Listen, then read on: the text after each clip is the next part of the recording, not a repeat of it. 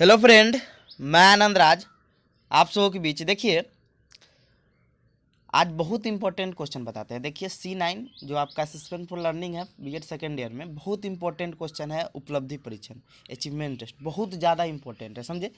देखिए, उपलब्धि परीक्षण क्यों और इम्पोर्टेंट हो जाता है, इसके पीछे भी कारण है। देखिए, आपको सीटेट में तो इससे 3-4 नंबर का क्वेश्चन रहता ही रहता है एकदम हर साल, क्योंकि सीटेट में वही चीज़ पूछा जाता है जो आपको दैनिक जीवन में आगे जाके उसका फायदा हो, समझे। सीटेट में एगो चीज़ की खासियत होता है, वो मतलब रट्टा रट्टा वाला क्वेश्चन नहीं पूछता है कि प्रयास एवं त्रुटि का सिद्धांत किसने दिया था, थॉर्नडाइक दिया, तो कोहलर ने किस पर प्रयोग किया था, ये सब क्वेश्चन नहीं रहता है। देखिए, अवधारणात्मक टाइप का क्वेश्चन रहेगा सीटेट में, समझे। तो उपलब्धि परीक्षण इसीलिए इंपॉर्टेंट हो जाता है एक और बात के लिए कि मान लीजिए उपलब्धि परीक्षण का आप में जानकारी होगा कैसे क्या होता है। तो मान लीजिए आप कहीं पर टीचर का जॉब करने जाइएगा, तो वहाँ कुछ आप पढ़ाइएगा, तब ना बच्चा का मतलब मूल्यांकन कीजिएगा, उपलब्धि परीक्षण कीजिएगा, तब ना बच्चा का तब पता चलेगा बच्चा क्या सीखा नहीं सीखा, तो फिर आप दूसरा शिक्षण विधि से पढ़ाइएगा, दूसरा तरीका से पढ़ाइएगा, समझे। इसीलिए और उपलब्धि परीक्षण इंपॉर्टेंट हो जाता है, समझे। तो उपलब्धि परीक्षण का जानकारी आपको होना बहुत ज़्यादा जरूरी है। तो आइए हम स्टार्ट करते हैं। क्वेश्चन क्या लिखा हुआ है कि उपलब्धि परीक्षण, देखिए यूनिट 2 में बहुत ज़्यादा मतलब यूनिट 2 का एक क्वेश्चन है, बहुत ज़्यादा इंपॉर्टेंट है C9 का, समझे। कि उपलब्धि परीक्षण क्या है। उपलब्धि परीक्षण निर्माण प्रक्रिया में शामिल चरणों का विस्तार पूर्वक उल्लेख है। देखिए, 2019 में क्वेश्चन पूछा था, बिहार यूनिवर्सिटी BRBU मुजफ्फरपुर में है। तो देखिए, इसमें हम मतलब परिभाषा और क्या प्रस्तावना, परिभाषा, उद्देश्य, यही सब दिए, लेकिन इसका प्रकार भी हम अगला वीडियो में देंगे कि उपलब्धि परीक्षण के कौन कौन प्रकार होते हैं, इसका क्या महत्व है, ये सब कुछ कुछ जो बच जाएगा उसको हम, क्योंकि उपलब्धि परीक्षण को बहुत अच्छा से हम पढ़ाएंगे कि आपको कबो दिक्कत नहीं, ये चीज़ आपको बहुत अच्छा से जानकारी हो जाए, समझे। तो इसमें हम मतलब आपका चरण तक बताए हुए हैं, समझे। तो आइए स्टार्ट करते हैं हम। इंग्लिश में लिखा है what is the achievement test, extend the step use the achievement test preparation process in detail. देखिए, एकदम सिंपल लैंग्वेज में हम बताएंगे, एकदम सिंपल में। देखिए, लिखा हुआ है कि देखिए, हम वीडियो नहीं बना देते, मतलब अथी है, मैम है, वो गुस्सा हो गई कि सर वीडियो नहीं बना रहा है, आपका चैनल अनसब्सक्राइब कर देंगे। देखिए, मेन बात है, हमारा भी समस्या जानिए, हम अभी मतलब गांव में हैं, और गांव में ना नेटवर्क रहता है ना लाइन रहता है, 3 दिन से 2 दिन से लाइनें गायब हो जाता है, समझे। बारिश का समय है, इसमें कैसे पढ़ाई होगा, समझे। कोई आदमी समझेगा तब ना, छोड़िए वो सब अलग बात है। देखिए, प्रस्तावना में लिखा है एक बालक जब विद्यालय जाकर जो कुछ भी सीखता है तो उपलब्धि कहते हैं। देखिए, सिंपल समझिए उपलब्धि क्या होता है। मान लीजिए आप जब बचपन में रहे होंगे तो इस विद्यालय में गए होंगे, कुछ ना कुछ सीखे होंगे, समझे। तो उसी को हम लोग क्या कहते हैं, उपलब्धि कहते हैं। उपलब्धि यानी कि आप क्या चीज़ सीखे हुए हैं, समझे। सिंपल आप मतलब भाषा में आपके मतलब समझाते हैं। जैसे मान लीजिए कोई बच्चा अभी मतलब अभी को तो कोरोना चल रहा है, तो कोई बच्चा शहर में रहता होगा, अभी मान लीजिए गाँव में आ गया है, सिंपल समझिए, छोटा बच्चा। तो गांव में क्या होगा कि जो कुछ गांव में वो सीखेगा, मतलब गाली सीखे, अच्छा चीज़ सीखे, खराब चीज़ सीखे, वही उसका क्या हो जाएगा, उपलब्धि हो जाएगा। तो समझे ना कि उपलब्धि का मतलब क्या हो गया। तो वो जब बालक एक विद्यालय जाकर जो कुछ भी सीखता है, जरूरी नहीं विद्यालय में, मतलब जहाँ भी जाकर जो भी सीखे, क्योंकि विद्यालय में शैक्षिक क्षेत्र के अंदर, इसीलिए हम विद्यालय यहाँ पर लिखे हुए हैं। मतलब जहाँ भी जाए जो कुछ भी सीखे, मान लीजिए हम सिंपल समझिए, हम साउथ हो जाए, तो वहाँ कुछ ना कुछ रीति रिवाज जो चीज़ सीखेंगे, तो वही हमारे लिए क्या हो जाएगा, उपलब्धि हो जाएगा। तो वही करा कि एक बालक जब विद्यालय जाकर जो कुछ भी सीखता है तो उसे उपलब्धि कहते हैं, तथा इस उपलब्धि का पता लगाने के लिए बनाए जाने वाले परीक्षण को उपलब्धि परीक्षण कहते हैं। मतलब आप क्या चीज़ सीखे और उसी चीज़ को मतलब कितना सीखे, इस चीज़ को पता लगाने के लिए जिस परीक्षण का प्रयोग किया जाता है उसे हम लोग क्या कहते हैं, उपलब्धि परीक्षण कहते हैं। फिर लिखा है उपलब्धि परीक्षण को निष्पत्ति परीक्षण या ज्ञानार्जन परीक्षण के नाम से। देखिए, इस सीटेट में चेंज करके कब कब पूछ देता है कि उपलब्धि परीक्षण आपका नहीं देगा, निष्पत्ति परीक्षण देगा, नहीं तो ज्ञानार्जन परीक्षण। तो तीनों नाम आप याद रखिएगा, समझे। उपलब्धि परीक्षण या निष्पत्ति परीक्षण परफॉर्मेंस टेस्ट होता है, या ज्ञानार्जन परीक्षण के नाम से। देखिए, क्यों कहते हैं इसका मतलब, इसका दो नाम क्यों अलग अलग, इसका देखिए सबसे पहले नाम अलग है, तो इसका क्यों कहा जाता है इसके पीछे भी कारण। देखिए, निष्पत्ति परीक्षण इसलिए कहते हैं, इंग्लिश में परफॉर्मेंस टेस्ट कहते हैं, इंग्लिश थोड़ा समझ आएगा आपको, कि मतलब आप कोई चीज़, आप कितना चीज़ परफॉर्मेंस आप कितना अच्छा दिए। मान लीजिए आप विद्यालय में गए, आपका टेस्ट हुआ, तो आप कितना अच्छा सीखिएगा, तब ना मतलब आप अच्छा से मतलब वहाँ पर अच्छा रैंक ले आइएगा। तो इसीलिए इसको निष्पत्ति परीक्षण कहते हैं। ज्ञानार्जन परीक्षण इसलिए कहते हैं कि इसमें बच्चा के ज्ञान का अर्जन किया जाता है, कितना बच्चा ज्ञान का अर्जन किया है, मतलब सीखा हुआ है, इसलिए इसको ज्ञानार्जन परीक्षण भी कहते हैं, समझ गए। तो ज्ञान का मतलब परीक्षण किया जाता है, समझे। और यहाँ पर निष्पत्ति मतलब वो क्या चीज़ सीखा, परफॉर्मेंस मतलब जो भी सीखा है, निष्पत्ति मतलब परफॉर्मेंस जो भी है उसका परीक्षण किया जाता है, इसीलिए उपलब्धि परीक्षण को हम लोग क्या कहते हैं, निष्पत्ति परीक्षण या ज्ञानार्जन परीक्षण। क्योंकि ज्ञान का उसका क्या, ज्ञान का मतलब जो अर्जन किया उसका परीक्षण किया जाता है। तो समझ गए होंगे, इससे आसान भाषा में अब क्या हम समझाएं। चलिए, ये हो गया। फिर लिखा है उपलब्धि परीक्षण विद्यार्थियों के व्यवहार परिवर्तन के मापन का एक उत्तम साधन है। मतलब देखिए, जो उपलब्धि परीक्षण है विद्यार्थी के मतलब व्यवहार में जो परिवर्तन होगा, मान लीजिए सिंपल समझिए, आप स्कूल में जाते होंगे तो आप में बहुत व्यवहार में परिवर्तन होगा, समझे, आपका खाने का, पीने का, रहने चलने का, सबका मतलब ढंग मतलब बहुत अच्छा हो जाएगा, समझे। तो वही कह रहा है कि उपलब्धि परीक्षण विद्यार्थियों के व्यवहार परिवर्तन के मापन का एक उत्तम साधन है।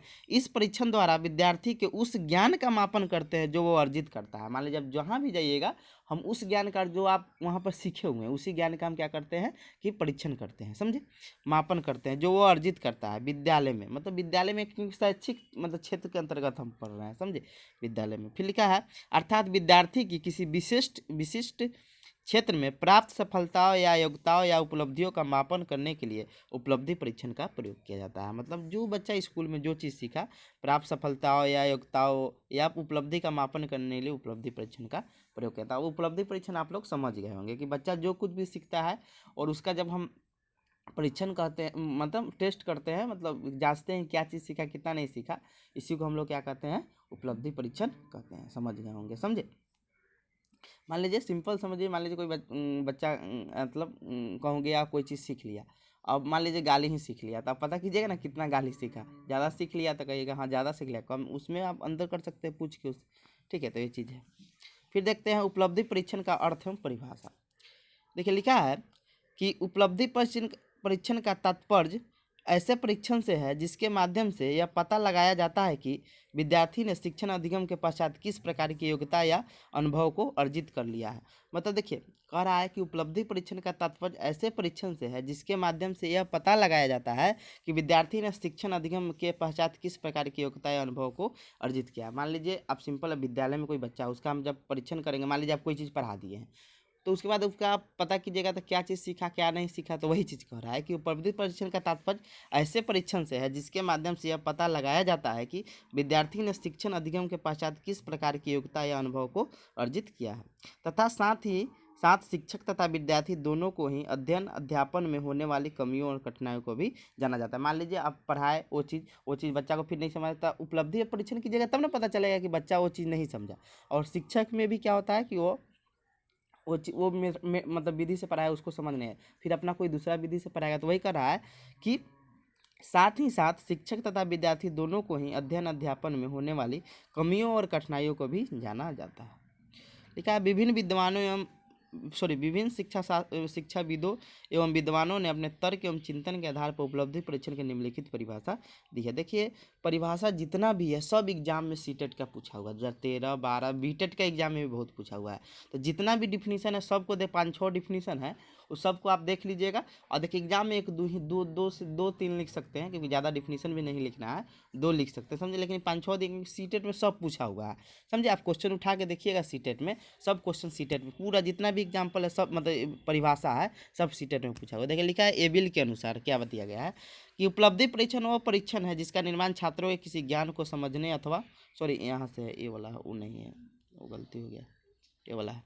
ईबेल के अनुसार कि उपलब्धि परीक्षण वह परीक्षण है जो विद्यार्थी के द्वारा ग्रहण किए गए ज्ञान कुशलता या क्षमता का मापन करते हैं। एकदम सिंपल डिफिनीशन है, एकदम आप समझ रहे हैं कि उपलब्धि परीक्षण वह परीक्षण है जो विद्यार्थियों द्वारा ग्रहण मतलब जो अर्जित किया है, जो ग्रहण किया है ज्ञान कुशलता या मापता, उसी का हम क्या करते हैं, कुशलता या क्षमता का हम क्या करते हैं, मापन। एकदम सिंपल लैंग्वेज में डिफिनीशन लिख दिए हैं, समझे, कि आपको एक बार में याद हो जाएगा। फिर अब फ्री मैन के अनुसार है कि शैक्षिक उपलब्धि परीक्षण, देखिए शैक्षिक मतलब शिक्षा के क्षेत्र में इसलिए शैक्षिक लिखा हुआ कि शैक्षिक उपलब्धि परीक्षण वह परीक्षण है जो किसी विशेष विषय अथवा पाठ्यक्रम के विभिन्न विषयों में व्यक्ति के ज्ञान समझ एवं कौशल का मापन करता है। मतलब विशेष विषय अथवा पाठ्यक्रम के विभिन्न विषय मतलब जितना आपका फिजिक्स केमिस्ट्री जो भी सब्जेक्ट है में व्यक्ति के ज्ञान समझ एवं कौशल का मापन करता है, समझ गए। ये फ्रीमैन के अनुसार डिफिनीशन है।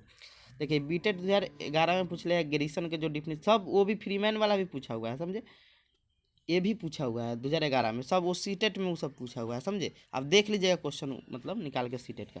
ग्रेजुएशन के अनुसार डिफिनीशन दिया गया है कि निष्पत्ति, देखिए यहाँ पर दे दिया, निष्पत्ति भी दे दिया। निष्पत्ति या उपलब्धि परीक्षण बालक की वर्तमान योग्यता या किसी विशिष्ट विषय के क्षेत्र में उसके ज्ञान की सीमा का मापन करता है। मतलब उपलब्धि परीक्षण ग्रीसन के अनुसार क्या है कि बालक की वर्तमान योग्यता या किसी विशिष्ट व्यक्ति के क्षेत्र में उसकी ज्ञान का सीमा कि वो कितना जानता है, वो कितना पानी में है, समझे, इसी का मापन करता है ग्रीसन के अनुसार उपलब्धि परीक्षण, समझे।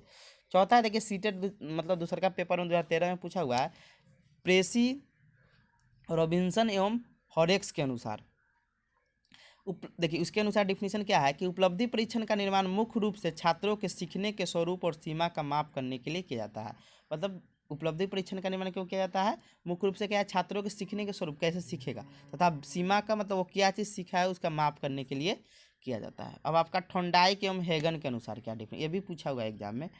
देखिए थॉर्नडाइक और हेगन के अनुसार क्या डिफिनीशन है कि जब हम उपलब्धि परीक्षण का प्रयोग करते हैं तब हम इस बात का निश्चय करना चाहते हैं कि एक विशिष्ट प्रकार की शिक्षा प्राप्त कर लेने के उपरांत व्यक्ति ने क्या सीखा है। मतलब सेम डिफिनीशन कुछ शब्द सब चेंज कर दिया है, समझे, कि मतलब आप कोई चीज़ विशिष्ट प्रकार की शिक्षा प्राप्त किए हैं तो लेने के उपरांत व्यक्ति ने क्या सीखा है, समझे। ये किसके अनुसार डिफिनीशन है, थॉर्नडाइक और हेगन के अनुसार। फिर अब है छठा डिफिनीशन है सुपर के अनुसार कि एक उपलब्धि परीक्षण यह जानने के लिए उपयुक्त किया जाता है कि व्यक्ति ने क्या और कितना सीखा है तथा वह कोई कार्य कितनी अच्छी इस प्रकार से कर सकता है। मान लीजिए उपलब्धि परीक्षण करने में आप जो चीज़ सीखे हैं उससे आप कितना अच्छा प्रकार से कार्य कर सकते हैं। मतलब ये सुपर के अनुसार डिफिनीशन है कि एक उपलब्धि परीक्षण यह जानने के लिए प्रयुक्त किया जाता है कि व्यक्ति ने क्या और कितना सीखा है तथा वह कोई भी कार्य कितनी अच्छी प्रकार से कर सकता है। फिर लिखा है कि उपरोक्त परिभाषाओं के आधार पर हम कह सकते हैं कि उपलब्धि परीक्षण वे है जिनकी सहायता से स्कूल में पढ़ाए जाने वाले विषयों और सिखाए जाने वाले कौशलों में विद्यार्थियों की सफलता अथवा उपलब्धि का ज्ञान प्राप्त किया जाता है। समझ गए, एकदम सिंपल था कि उपलब्धि परीक्षण वे है जिनकी सहायता से स्कूल में पढ़ाए जाने वाले विषय और सिखाए जाने वाले कौशलों में विद्यार्थी की सफलता तथा उपलब्धि का ज्ञान प्राप्त। एकदम सिंपल समझिए, कोई चीज़ को सिंपल वे में पढ़िए, समझे, ये चीज़ है। फिर लिखा है उपलब्धि परीक्षण के उद्देश्य। उपलब्धि परीक्षण के निम्नलिखित उद्देश्य पहला है कि विद्यार्थियों की प्रोन्नति मतलब प्रमोशन में शायद मान लीजिए कोई बच्चा 5 क्लास में तो उसका आप उपलब्धि मतलब टेस्ट कीजिए, अच्छा होगा तो उसको आप अगला क्लास में मतलब अथी करिए, प्रमोशन कर दीजिए, समझे। तो वही कह रहा है विद्यार्थियों की प्रोन्नति में सहायक। दूसरा है विद्यार्थियों को वर्गीकरण में सहायक। मान लीजिए आप उपलब्धि परीक्षण 3 बालक कीजिए, एक मंदबुद्धि बालक हो गया, मतलब किए मतलब सिंपल समझिए, एक समान बालक आया, एक प्रतिभाशाली बालक आया, इसे अलग अलग कर दी। उसको आप जो समान बालक उसको समान विधि से मतलब जो नॉर्मल विधि है, प्रतिभाशाली उसको थोड़ा अच्छा अति से पढ़ाइए। तो वही कर रहा है कि विद्यार्थियों के वर्गीकरण में सहायक। फिर है आपका विद्यार्थियों की अधिगम कठिनाई का पता लगाना। मान लीजिए आप उपलब्धि परीक्षण कीजिए तब ना पता चलेगा बालक क्या चीज़ नहीं सीख रहा है, कैसे नहीं सीखते, ये चीज़ का पता लगेगा। तो विद्यार्थियों की अधिगम कठिनाई का पता लगाना। चौथा है प्रचलित पाठ्यक्रम में आवश्यक परिवर्तन करना। मान लीजिए उपलब्धि परीक्षण कीजिएगा तब ना पता चलेगा कि हाँ ये पाठ्यक्रम मतलब क्या इसको बोलते हैं कि ये पाठ्यक्रम आपका मतलब प्रचलित है, ट्रांजिशन चल रहा है, मतलब इसमें कुछ चेंज होना चाहिए बच्चा को, जिससे क्या हो, फायदा हो। फिर आपका है पाँचवा है विद्यार्थियों के विभिन्न विषयों और क्रियाओं में वास्तविक स्थिति का पता लगाना कि विद्यार्थियों के विभिन्न विषय में कौन कितना पानी में है, वास्तविक स्थिति मतलब कि बालक कितना भी पानी में है, ये बता सकते हैं। छठा आपका है कि यह पता लगाने की किस छात्र ने कितना ज्ञान प्राप्त किया, मतलब उपलब्धि परीक्षण किया जाता है ना, पता चलेगा कौन छात्र कितना जानता है। फिर आपका सातवां है शिक्षण कार्य में सुधार है, तो मतलब उपलब्धि परीक्षण कीजिएगा तब ना पता चलेगा कि मास्टर कैसे नहीं पढ़ा रहा है, जिससे बच्चा वो चीज़ नहीं समझ रहा है, अपने शिक्षण में परिवर्तन करेगा, सुधार करेगा।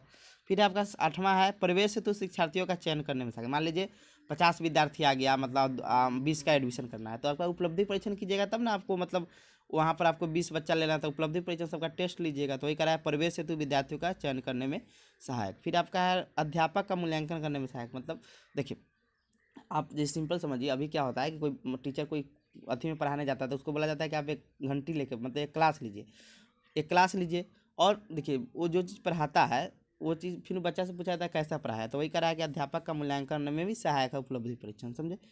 फिर आपका है 10वां है कि छात्रों के शैक्षिक परामर्श से मार्गदर्शन में सहायक। मतलब मान लीजिए उसका उपलब्धि परीक्षण कीजिएगा, बाद में उसका शैक्षिक परामर्श से मार्गदर्शन भी दीजिएगा, तो ये आपका उद्देश्य हो गया। आप देखते हैं शैक्षिक उपलब्धि परीक्षण की विषय। देखिए मान लीजिए आपसे पूछेगा जो क्वेश्चन था कि उपलब्धि परीक्षण क्या है, इसमें निर्माण में कौन कौन चरण शामिल है, तो आप उसका प्रस्तावना परिभाषा उसके बाद उसका चरण लिख सकते हैं, समझे कि 6-7 पेज लिखना है। आप उद्देश्य भी लिख सकते हैं कि मतलब 6-7 पेज तक जितना और जाए, समझे। और आपका पूरे उपलब्धि परीक्षण क्या है इसके बारे में बताया, तब आप उद्देश्य विशेषता ये सब लिख सकते हैं, समझे। लिखा है उपलब्धि परीक्षण की विशेषता है, एक अच्छा परीक्षण वही होता है जो छात्रों की समस्याओं को सही सही पता लगाए। मतलब अच्छा परीक्षण वही नहीं है जो मतलब सही पता, मतलब सिंपल कहा जाता है कि अच्छा मिस्त्री मतलब वही है जो मतलब खराब चीज़ को भी बना दे, समझे। अब निमन उसमें लगा देते तो मतलब सब कर सकता है, समझे।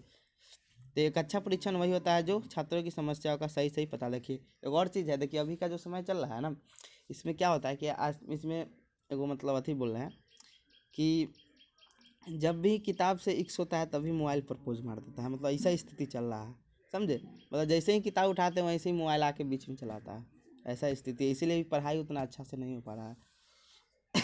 तो वही कह रहा है कि एक अच्छा परीक्षण वही होता है जो छात्रों की समस्याओं को सही सही पता लगाए। अतः उपलब्धि परीक्षण की निम्नलिखित विशेषता होनी चाहिए। पहला है कि उपलब्धि परीक्षण ऐसा होना चाहिए जो वैध वैलिडिटी मतलब क्या होता है इसी समझिए। देखिए वैध का तात्पर्य है कि जिस उद्देश्य से वो परीक्षण किया जाना है वो उसका उस उद्देश्य की प्राप्ति कर रहा है या नहीं। मान लीजिए आप 7 क्लास के बच्चा के लिए उपलब्धि परीक्षण कर रहे हैं तो उसमें आप 8वां क्लास का क्वेश्चन नहीं ठूस दीजिएगा, समझे। मतलब ऐसा होना चाहिए कि उस उद्देश्य की प्राप्ति हो, समझे। वैध का मतलब यही होता है कि वैध का तात्पर्य है कि जिस उद्देश्य से वह परीक्षण किया जाना है वह उस उद्देश्य की प्राप्ति कर रहा है या नहीं, अर्थात छात्रों के स्तर के अनुरूप परीक्षण का निर्माण करना चाहिए। जैसे 7वीं कक्षा के लिए किसी परीक्षण का निर्माण करना है तो उसमें 7वीं कक्षा के अनुरूप ही प्रश्न होना चाहिए, न तो 8वीं क्लास का ना आप डाल दीजिए। दूसरा है विश्वसनीयता, रियलेबिलिटी।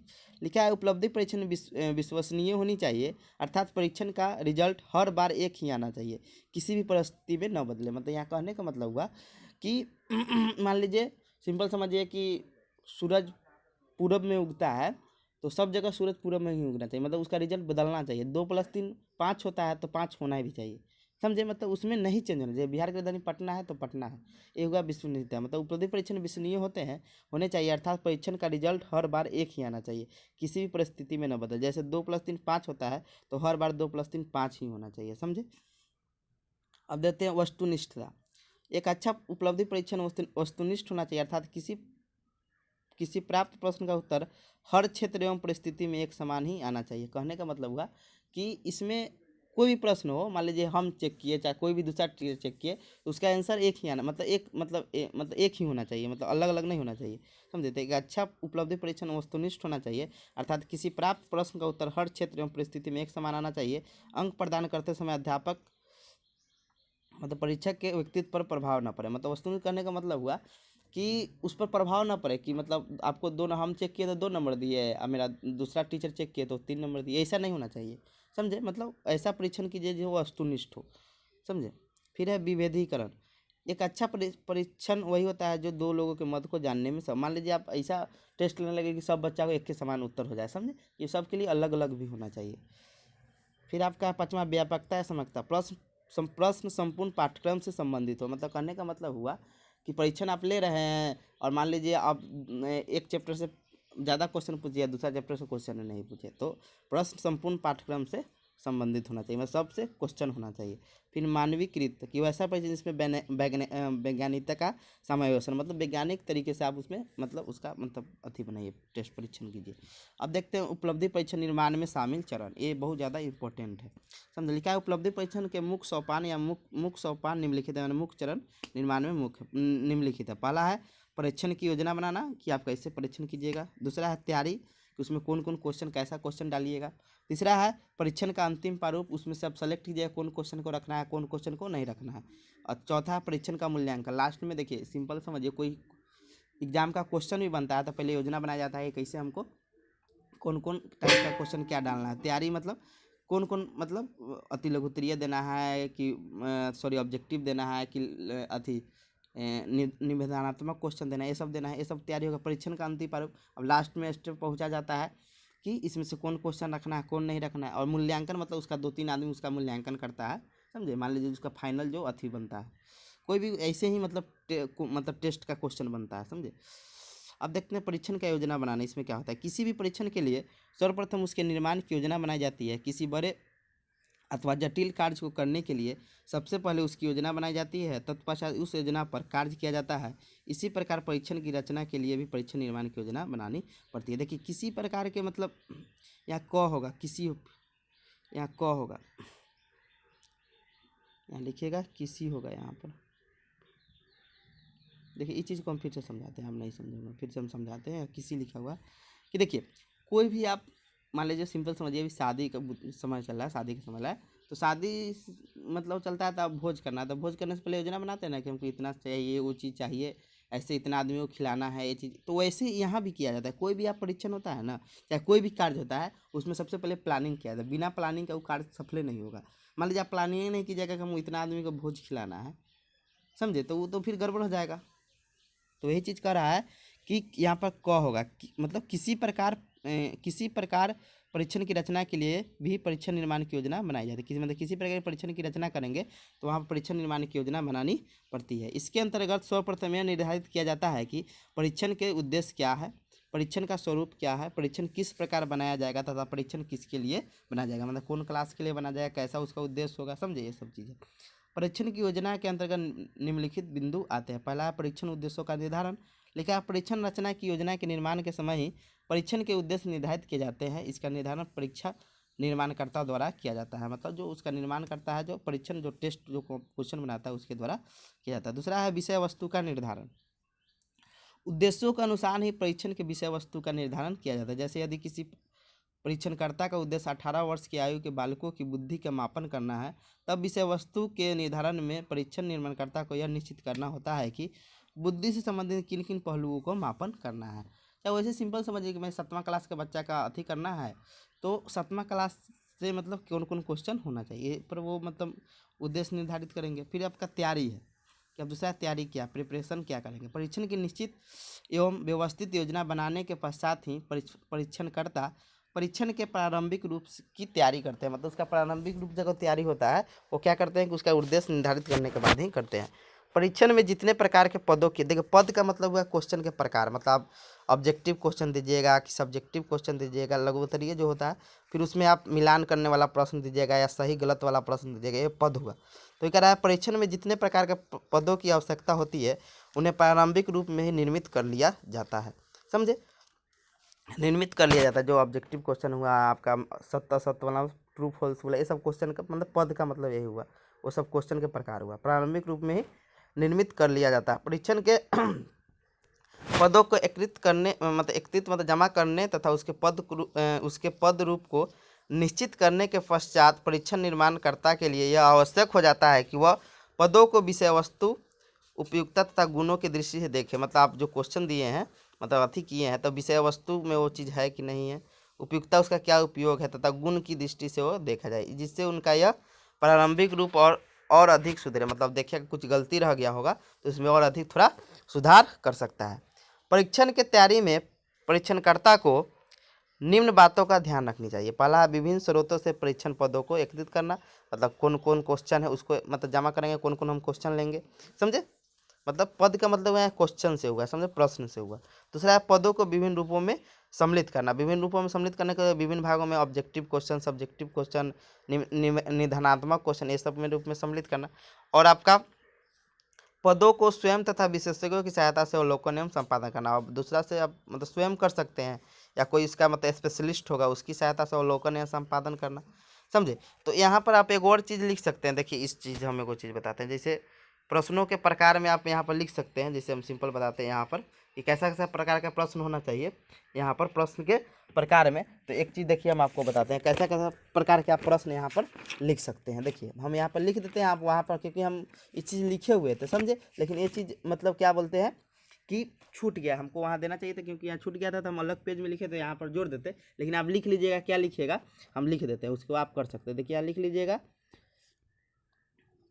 परीक्षण के पदों के प्रकार, परीक्षण के पदों के प्रकार लिख लीजिएगा, परीक्षण के पदों के प्रकार लिख लीजिएगा, समझे, कौन कौन प्रकार, मतलब या पद के प्रकार या प्रश्न के प्रकार भी लिख सकते हैं। तो 1 नंबर दे के लिखिएगा, ए नंबर दे के लिख लीजिएगा। ए नंबर लिखिएगा सत्य असत्य प्रकार के प्रश्न, सत्य असत्य कॉमा दे के लिख सकते हैं, सत्य असत्य प्रकार के प्रश्न ए नंबर में लिख दीजिएगा। दूसरा में लिख लीजिएगा मिलान प्रकार के प्रश्न, मिलान मतलब जो मिलान करने वाला आता है ना, फिर मिलान प्रकार के प्रश्न ए लिख सकते हैं। और हम कर रहे हैं मतलब ए में हो गया आपका सत्य असत्य प्रकार के प्रश्न, बी में हो गया मिलान प्रकार के प्रश्न, सी में हो गया एक मिनट सी में आपका हो गया, सी में आपका होगा बहुविकल्पीय प्रश्न, सी में हो गया बहुविकल्पीय मतलब ऑब्जेक्टिव क्वेश्चन, बहु बहुविकल्पीय प्रश्न।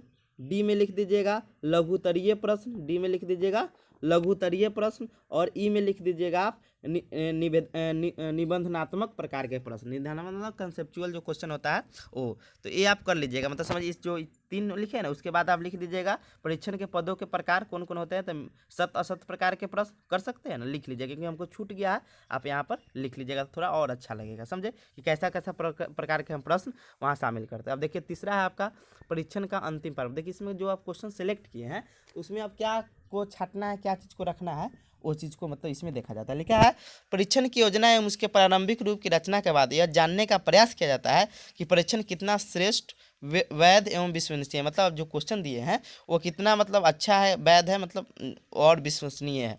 परीक्षण की वास्तविक रचना से पूर्व उसके प्रारंभिक रूप की जांच कर लेना चाहिए। इसी प्रारंभिक जांच को पायलट स्टडी कहते हैं, मतलब जो क्वेश्चन दिए हैं उसका प्रारंभिक जांच कर लेना चाहिए, मतलब पायलट स्टडी कहते हैं। इसके निम्न उद्देश्य होते हैं। इस जांच के द्वारा कमजोर एवं बेकार के पदों को परीक्षण से निकाल दिया जाता है। जो मतलब मान लीजिए जैसे फिल इन द ब्लैंक्स है या मिलान करने वाला जो प्रश्न है, ये सबको हटा दिया जाता है, समझे, मतलब आपको मतलब लगे तब हटा सकते हैं। दूसरा है विभिन्न पदों के मध्य अंतर सहसंबंध ज्ञात किया जाता है, मतलब आप दिए हुए हैं तो उसमें अंतर मध्य अंतर है कि नहीं। मान लीजिए लघु पहले दे दिए हैं लघुतरीय को, सॉरी ऑब्जेक्टिव दे दिए हैं, तो लघुतरी दिए तो कुछ ना कुछ उसमें सहसंबंध कोरिलेट होगा ही हो। तीसरा है समस्त पदों को उपभागों में व्यवस्थित करेंगे, मतलब उसमें भी ए बी करके बांट दिया जाता है। चौथा है अंतिम रूप से वास्तविक समय सीमा ज्ञात किया जाता है कि मतलब इतना क्वेश्चन के लिए इतना समय देंगे, इतना क्वेश्चन के लिए इतना समय देंगे। फिर आपका अंकन विधि का निश्चय करना, मतलब कि ऑब्जेक्टिव होगा तो 1 नंबर का होगा, सब्जेक्टिव जो लघुतरीय होगा 2 नंबर का होगा, निबंधनात्मक क्वेश्चन होगा 5 नंबर का होता है, ये सब अंकन करते हैं, समझे। अब लिखा है प्रस्तुत सोपान के अंतर्गत परीक्षण की जाँच 2 भागों में की जाती है। प्रथम जाँच प्रे ट्राई स्टडी तथा दूसरी जांच एक्चुअल ट्राई स्टडी कहलाती है। मतलब जो 2 भाग होते हैं ना, तो उसको एक प्रथम जांच कहते हैं कहलाती है, तथा दूसरी जांच कहलाती है। मतलब 2 भाग को एक प्रथम जांच कहते हैं, दूसरा को दूसरी जांच कहते हैं, मतलब प्रे स्टडी आउट और दूसरा को एक्चुअल ट्राई आउट कहते हैं। अब देखिए प्रथम जांच में क्या होता है। प्रथम जांच का प्रयोग मुख्य उद्देश्य परीक्षण की मुख्य कमियों को पाकर दूर करने के लिए किया जाता है। देखिए मान लीजिए आप जो चीज़ है, तो प्रथम जांच क्यों करते हैं, मान लीजिए 4-5 बच्चा पर हम कह के पहले ट्राई किया जाता है कि इसमें कुछ कमी तो नहीं रह गया, तो ट्राई करेंगे, जो कमी रह गया उसको क्या करेंगे, सुधार करेंगे। और द्वितीय जांच में परीक्षण की वास्तविक जांच के अंतर्गत पद विश्लेषण की तकनीक प्रक्रिया का प्रयोग किया जाता है, मतलब जो पद है उसका तकनीक प्रक्रिया का प्रयोग किया जाता है। द्वितीय जांच का मुख्य उद्देश्य निम्न है। To select good item to be include in the final test, मतलब देखिए यहाँ पर आइटम का मतलब आपका पद हो गया, मतलब क्वेश्चन हो गया। तो टू सेलेक्ट गुड मतलब जो अच्छा आपका जो पद होगा, जो क्वेश्चन होगा, उसको हम क्या करेंगे, फाइनल टेस्ट के लिए शामिल करेंगे। इंक्लूड मतलब क्या होता है, शामिल करना, समझे। तो to select good item to the be include in the final test, मतलब जो अच्छा क्वेश्चन होगा उसको शामिल करेंगे परीक्षण में, समझे। दूसरा है टू रिजेक्ट द इनवैलिड या लेस वैलिड आइटम, मतलब उसको रिजेक्ट करते हैं जो खराब प्रकार का प्रश्न होता है, इनवैलिड होता है, अवैध होता है, समझे। ये हो गया। चूंकि परीक्षणकर्ता अपने परीक्षण में उन्हीं प्रश्नों को सम्मिलित करना चाहते हैं जो उसकी उद्देश्य प्राप्ति में सहायक हो, मतलब जो वैध हो, यही चीज़ कहना चाह रहा है। इस प्रक्रिया में प्रश्नों की विविधकारिता तथा प्रश्नों का कठिनाई स्तर की भी गणना की जाती है, मतलब वो बच्चा में विविध कर पाएगा कि नहीं प्रश्न, और उसकी प्रश्न की क्या कठिनाई है इसका भी गणना किया जाता है। तथा केवल उन्हीं पदों का चयन किया जाता है जो इन दोनों कसौटियों पर सही उतरे, मतलब कठिनाइयों की स्तर और किस पर विभेदनीकरण, मतलब वैध हो, ये सब चीज़ पर मतलब कसौटी पर उतरना चाहिए, समझे। अब देखते हैं परीक्षण का मूल्यांकन, लास्ट आपका चौथा था। परीक्षण का मूल्यांकन निम्न बातों को ध्यान में रखा गया है। देखिए परीक्षण का मूल्यांकन कब करेंगे, जब वो वैध हो, विश्वसनीय हो, वस्तुनिष्ठ हो, यही सब है। तो पहला है परीक्षण कितनी वैध, विश्वसनीय, विभेदकारी, मतलब बच्चा में विभेद कर पा रहा है कि नहीं क्वेश्चन, तथा वस्तुनिष्ठ है, अर्थात परीक्षण में आदर्श मापन यंत्र की विशेषताएं किस सीमा तक उपस्थित है। मतलब परीक्षण का मूल्यांकन करने का मतलब है कि वो परीक्षण वैध है कि नहीं है, कितना विश्वसनीय है, कितना विभेदकारी है, कितना वस्तुनिष्ठ है, इसी का क्या किया जाता है कि मूल्यांकन किया जाता है। दूसरा है परीक्षण का मूल्यांकन उत्तम मापन की भावी कसौटियों को ध्यान में रखकर ही किया जाता है, मतलब जो उसका कसौटी वैध है कि नहीं इसके मतलब ध्यान में रखकर ही किया जाता है। तो आपका ये हो गया। अब निष्कर्ष आते हैं, क्या लिखा है, ठीक है। उपरोक्त विवरण से यह स्पष्ट होता है कि वर्तमान समय की शिक्षा प्रणाली में उपलब्धि परीक्षण का महत्वपूर्ण महत्व है। उपलब्धि परीक्षण के माध्यम से ही हमें पता चलता है कि छात्र कोई चीज़ को कितना अर्जित किया है, समझे। उपलब्धि परीक्षण के ही माध्यम से यह पता चलता है कि विद्यार्थी ने शिक्षण अधिगम के पश्चात किस प्रकार की योग्यता या अनुभव को अर्जित किया है। तो ये आपका मतलब हो गया, मतलब उपलब्धि परीक्षण। इसके बाद इसके उपलब्धि परीक्षण के हम प्रकार और जो भी इससे रिलेटेड, जो क्योंकि बहुत ज़्यादा इंपॉर्टेंट, इसीलिए हम इसका सब चीज़ पढ़ाएंगे, समझे। तो थैंक यू, आपका ये खत्म हो गया, धन्यवाद।